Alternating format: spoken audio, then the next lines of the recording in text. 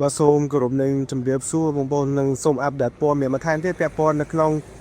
ករណីគ្រោះថ្នាក់ចរាចរណ៍រវាងរថយន្ត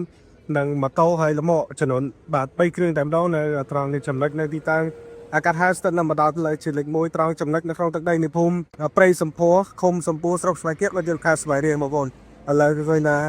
អ្នកបាក់បនគឺជាជនជាតិចិនសម្រាប់រថយន្ត Alpha បាទពណ៌ខ្មៅបងប្អូនហើយសម្រាប់បាទរថយន្តនេះផងដែរនេះបងប្អូនតើការខូចខាតនេះពីជំនាញខាងក្រៅបងប្អូននេះបាទរកការខូចខាតពីជំនាញបាទគួតខាងក្រោយបាទតែប្រពាក់ស្លាកលេខព្រំពេញពី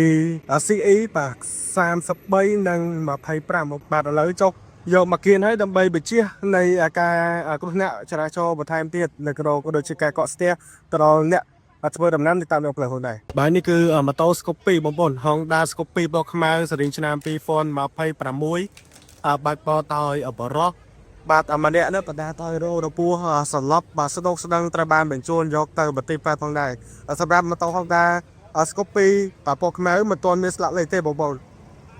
បាទរកការការពីជំនាញខាងបងហើយចំណែកថាបាទលំកគឺក្លឹបបាត់ហាជើងតែម្ដងនៅត្រង់នេះចំណុចនៅទីតាំងកន្លែងទទួលបានបាទព័ត៌មានបឋម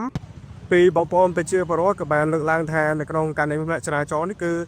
ធ្វើដំណើរស្របទៅគ្នាបាទទាំង3គ្រឿងតែម្ដងក៏មានម៉ូតូមួយបាទលំកមួយនិងរថយន្តមួយគ្រឿងមកដល់ត្រង់នេះចំណុចនិង